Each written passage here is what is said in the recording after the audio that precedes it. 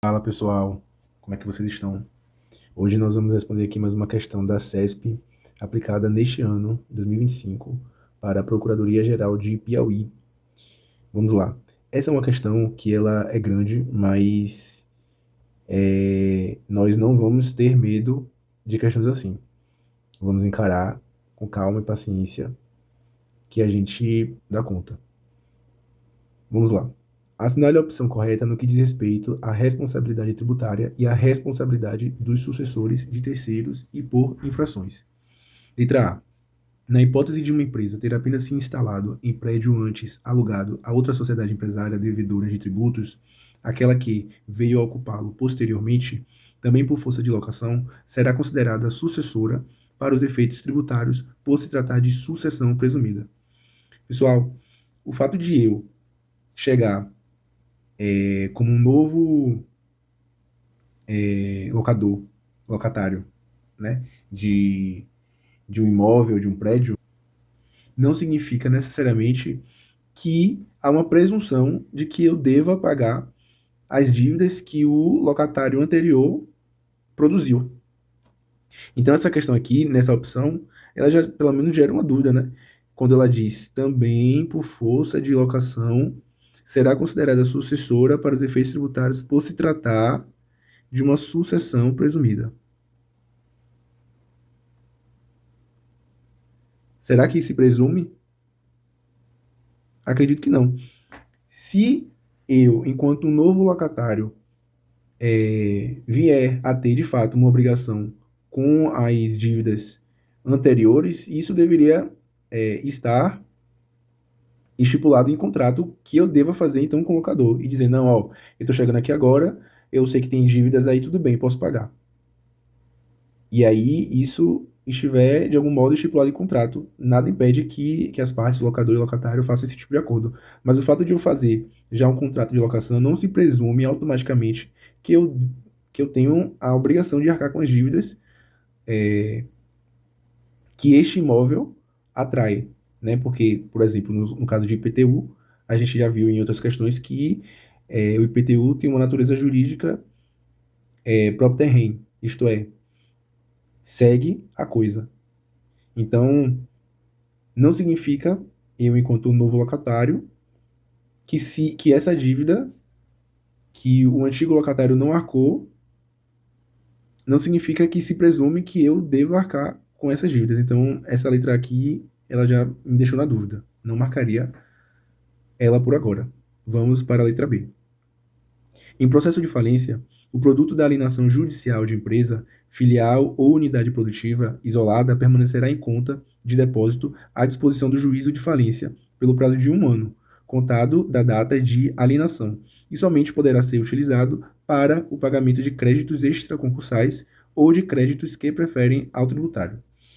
Essa questão aqui, ela é uma questão que ela exige que pelo menos o candidato tenha uma base, não vou nem dizer direito empresarial, mas que tem uma base em direito do trabalho. Por quê? No direito do trabalho, a gente aprende que quando uma empresa ela entra em falência, as dívidas que ela vem a ter com a sociedade, com o fisco, com os empregados, a gente sabe que os créditos trabalhistas passam na frente. Isso é algo que a gente aprende já no direito do trabalho, que esse tipo de dívida que a empresa tem passa na frente de qualquer tipo de dívida que ela tenha com o fisco ou com a sociedade. Porque as dívidas trabalhistas ela tem uma natureza alimentar. Então, esse tipo de dívida que a empresa tem passa na frente de qualquer outro tipo de dívida.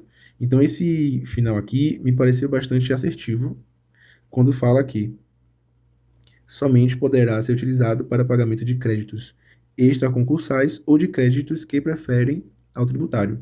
De fato, os créditos trabalhistas passam na frente dos créditos tributários. Então, a letra B me pareceu um pouco mais assertiva.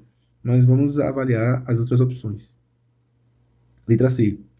A norma atributiva de responsabilidade tributária aos adquirentes de fundo de comércio ou estabelecimentos comerciais não se aplica à hipótese de alienação judicial em processo de falência, ainda que o adquirente seja o sócio da sociedade falida.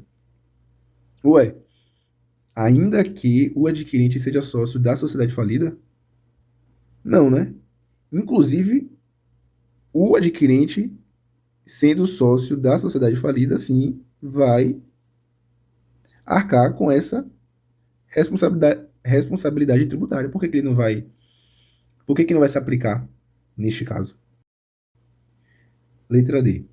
A pessoa jurídica de direito privado que adquiriu o fundo de comércio de outra e permanecer com a respectiva exploração econômica sob outra razão social, responde pelos tributos relativos ao fundo adquirido e devidos até a data do ato, de forma solidária com o alienante, se este prosseguir na exploração ou iniciar dentro de 6 meses a contar da data da alienação, nova atividade no mesmo ou em outro ramo do comércio, indústria ou profissão. Essa letra D aqui, eu já vou dizer o contrário do que eu falei da letra B. Eu acho que ela exige que o candidato tenha pelo menos uma base de direito empresarial ou um pouco lá de direito civil também. Por quê? Por que que a pessoa jurídica de direito privado ela vai responder solidariamente com o alienante? Isso aqui também não faz muito sentido.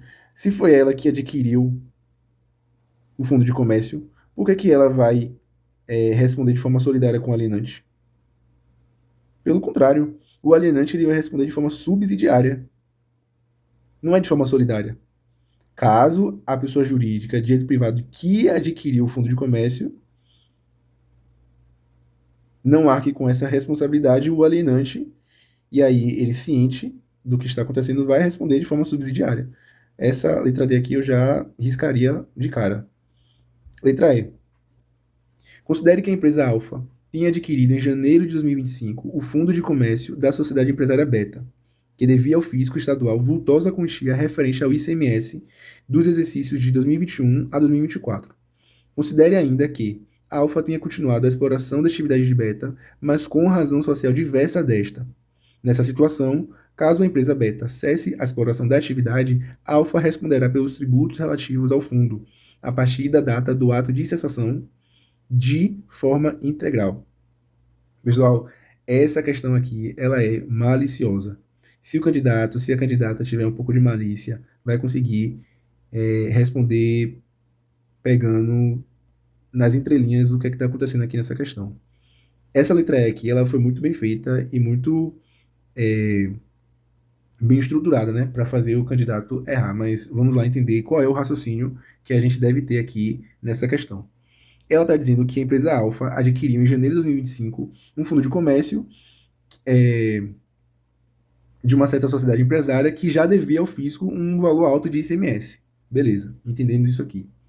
Depois ela disse: considere ainda que a Alfa tenha continuado a exploração da atividade de Beta, mas com razão social diversa. Beleza também. Até aqui tudo certo. Nessa situação, caso a empresa Beta cesse a exploração da atividade, Alfa responderá pelos tributos relativos ao fundo a partir da data do ato de cessação de forma integral. Pessoal, por que que Alfa vai somente responder a partir da data de cessação do ato se ela adquiriu em janeiro de 2025?